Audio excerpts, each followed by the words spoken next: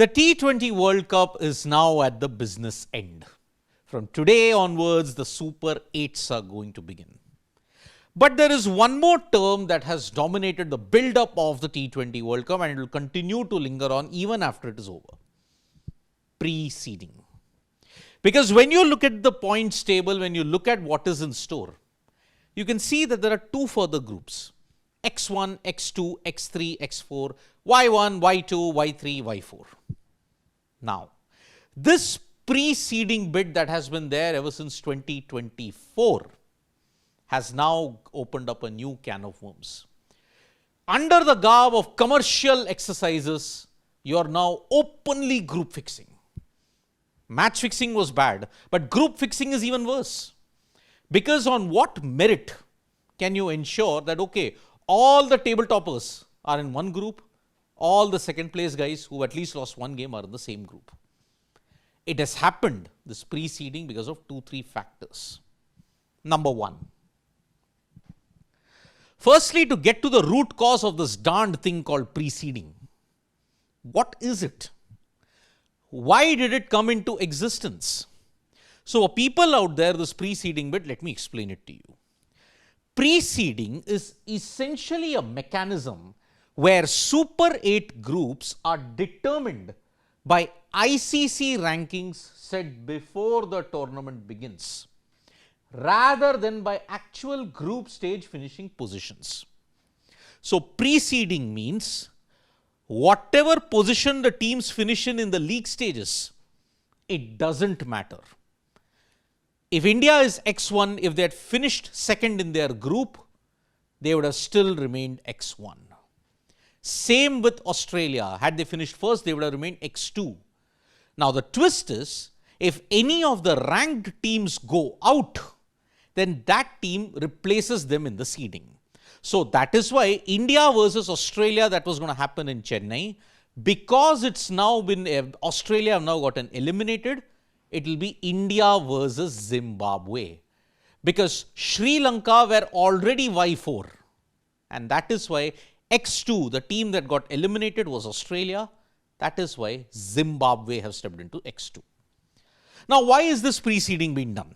Why has this blatant, open group fixing been done? For two reasons. Number one. Reason number one is allows the broadcasters to lock in schedules months in advance. Wow. This is the modern era, folks, and we don't know what we are getting into. Broadcasters, because poor broadcasters can't arrange for their logistics. Yes, it is a tough one, but they want to know months in advance. That is why the preceding has been done. And it gets even blatantly obvious. Because why? It guarantees India versus Pakistan regardless of what happens in the group stage. It will be guaranteed. Either they'll play in the same group, or somehow by design, by machinations, they will face each other in the playoffs. Now look at it. If India finish first in their group and Pakistan finish second in their group, you will have India versus Pakistan on March 4th. If not that, if Pakistan finish one, India finish one, you could see them on March 8th. Broadcasters, advertisers, and that whole cartel want only India-Pakistan. It's an open, blatant schedule group fixing. And what is the second reason why preceding's been done? India's Super 8 fixtures can be sold to advertisers before the tournament even starts. Well done.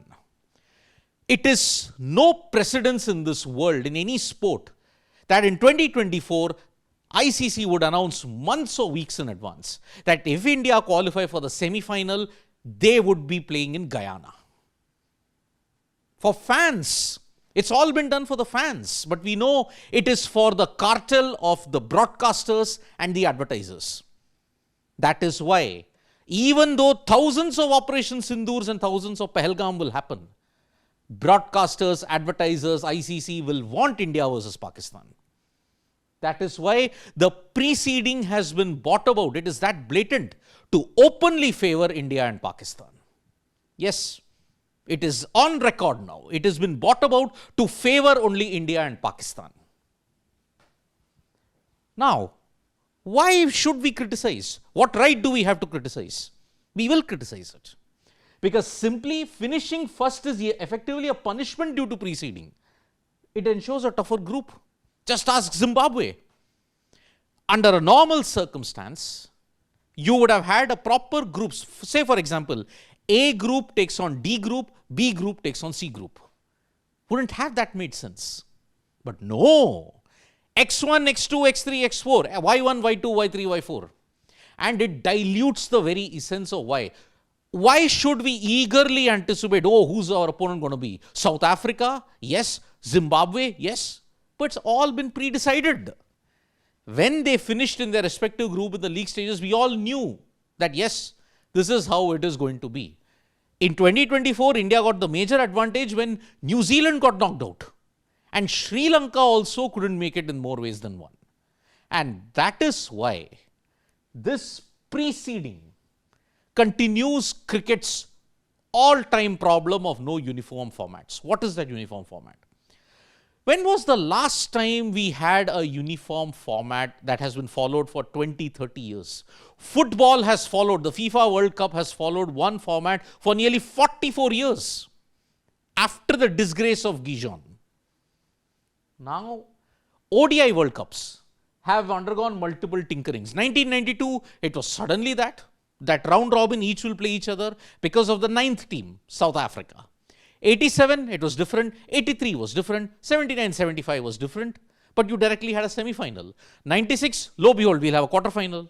99, Super 6. 2003, Super 6. 7, Super 8. 11, again quarter-final. 15, again quarter-final. 19, back to round robin. 23, back to round robin. Well done. Now in 2027, the format will once again undergo a schedule change. Why? 3 hosts. Namibia, Zimbabwe, South Africa. With the addition of these 2 new hosts, now you can't have a round robin. Same with the T20 World Cup. Where it has ever changed, it is continued. Oh, this will be the format by which it will happen and happen and happen. And in 2024 and 2026, blatant group fixings. Blatant. And that is why the broadcasters and the ICC and the advertisers deserve a pat in the back. If you want to legalize fixing, this is the way how it is done. It is group fixing, it is blatant group fixing for commercial purposes. And everybody is lapping it up with the numbers. Oh, India versus Pakistan was the most viewed game in the history of the T20 World Cup. You'll see more such stories that come out. People will justify it. But here, it's clear. Group fixing is now the new norm, and it will continue in the same vein. Thank you so much, folks, for joining us for this video. Subscribe to Sports Today for all the latest news and analysis.